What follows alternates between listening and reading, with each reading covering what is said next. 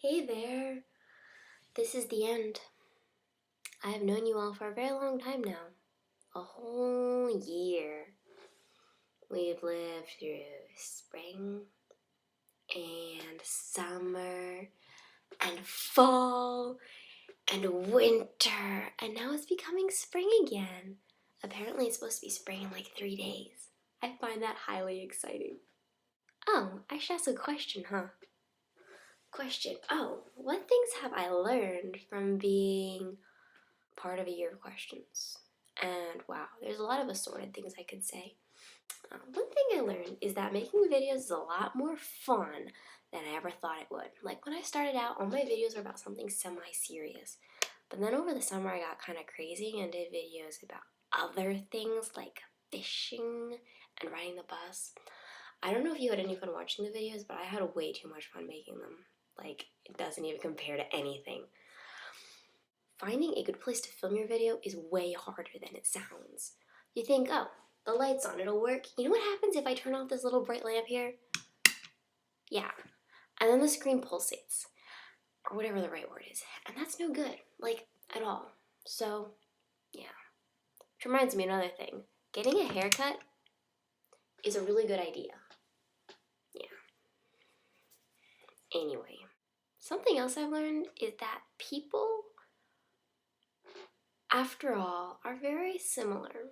They might have a lot of their own differences in traits, personality characteristics, life experiences, but I think at the bottom of everything, we're pretty similar.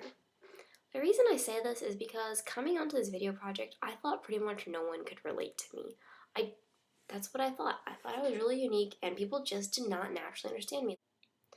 Being part of a year of questions has actually been really encouraging to me because I realize that I'm not alone in a lot of this stuff. And everybody experiences the desire to love and to be loved. It's kind of comforting to realize that I'm not the only one who flips out about some of the stuff that I do. I think pretty much deep down inside, all of us are just rebels. We want things that we shouldn't have and aren't good for us.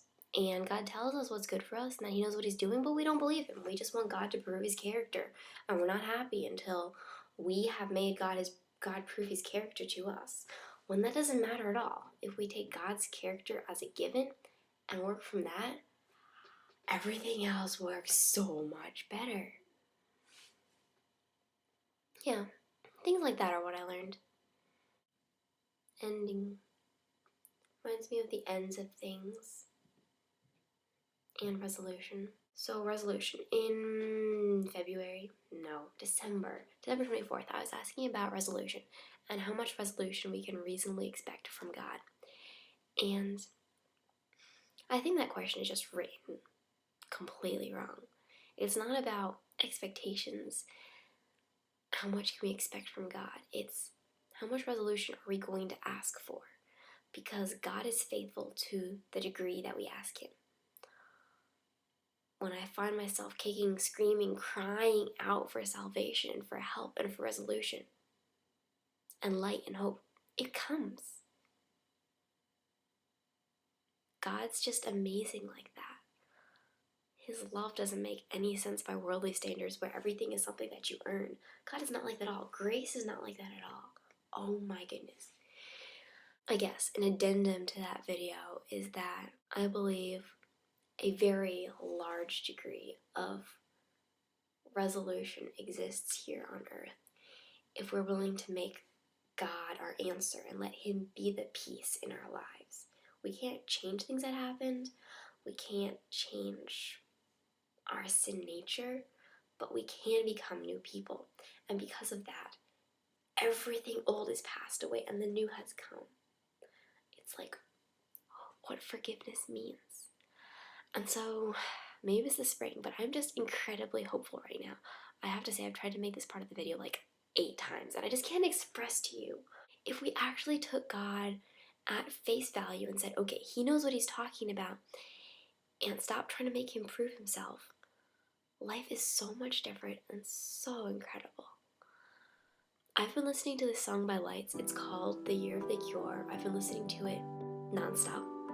And every time life gets me down, I'm just like, no. Love conquers this.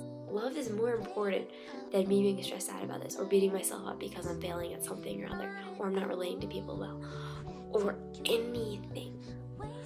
I am determined in my heart to get to know that perfect love, which casts out all fear.